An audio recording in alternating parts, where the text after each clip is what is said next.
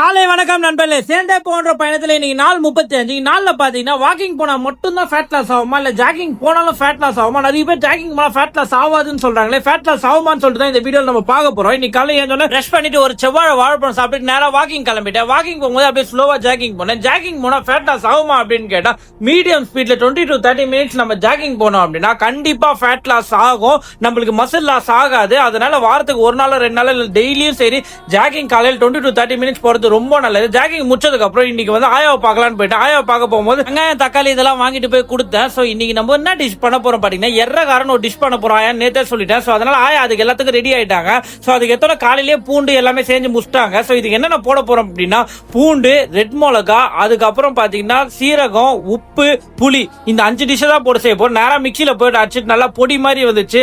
அந்த பொடி எடுத்து நேரா தட்டுல போட்டேன். வெள்ளை சாதம் ஆயா காலையிலே செஞ்சு முடிச்சிட்டாங்க. அது கூட ஒரு 2 ஸ்பூன் ஆஃப் நெய் போட்டேன். நெய் போட்டு முடிச்சுட்டு அது கூட 2 ஆம்லேட் போட்டு சாப்பிட்டு பார்த்தேன். உண்மையாவே செம டிஃபரெண்டா இருந்தது.